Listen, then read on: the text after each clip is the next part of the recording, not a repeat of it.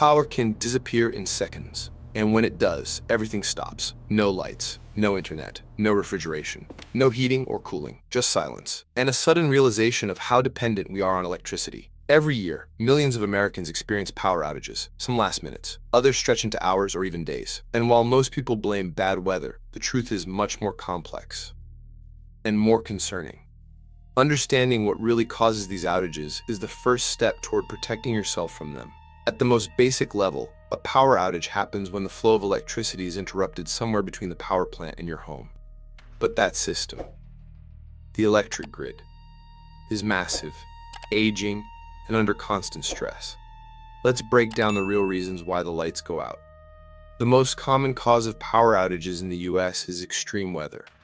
Storms, hurricanes, heavy snow, and high winds can damage power lines, knock down trees, and destroy critical infrastructure. When a single tree branch falls on a line, it can cut power to thousands of homes instantly. But weather is just the surface. Another major issue is the aging electrical grid. Much of the infrastructure in the United States was built decades ago. Some parts are over 20 years old. Wires degrade. Transformers fail. Equipment wears out.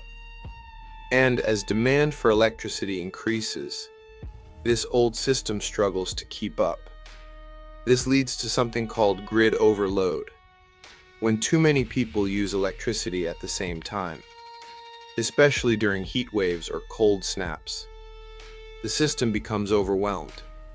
To prevent total collapse, utility companies sometimes shut off power intentionally.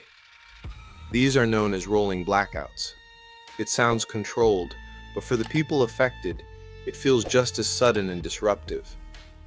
There's also human error and equipment failure. A single malfunction in a substation or mistake during maintenance can trigger a chain reaction.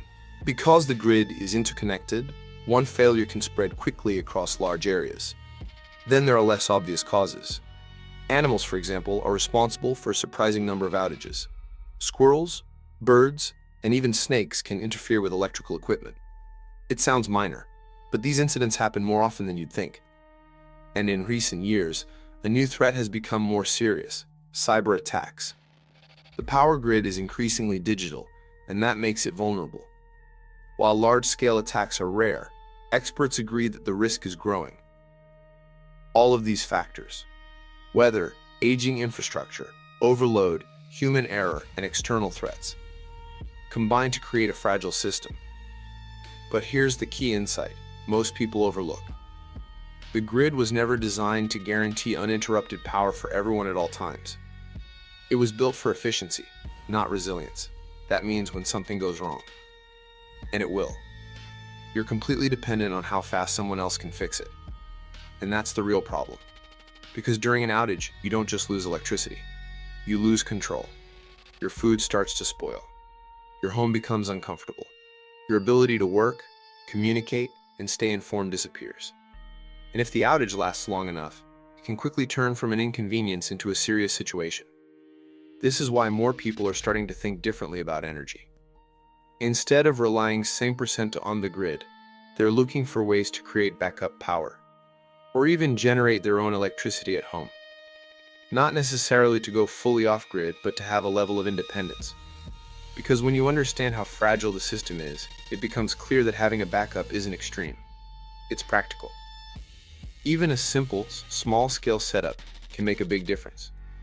Being able to power essential devices, keep your food preserved, or maintain basic comfort during an outage can completely change the experience. And this is where alternative solutions come into play. Some people invest in solar panels. Others use gas generators. And more recently, there's growing interest in mechanical energy systems, like flywheel-based generators, that store and release energy in a different way. The details can vary, but the idea is simple. Don't rely on a single source of power, because when that source fails, everything fails with it. So the next time the lights flicker, or go out completely, you'll know it's not just bad luck. It's the result of a system under pressure from multiple angles. And more importantly, you'll understand that there are ways to prepare for it, if you want to keep learning about how energy systems work. and how you can protect yourself from outages. Make sure to subscribe to the channel. And if you're curious about practical ways to reduce your dependence on the grid, check the description below. There's a resource there that breaks down a simple approach to generating backup power at home, using affordable materials and a system that's easy to understand. It's a good next step if you want to move from just knowing the problem to actually doing something about it.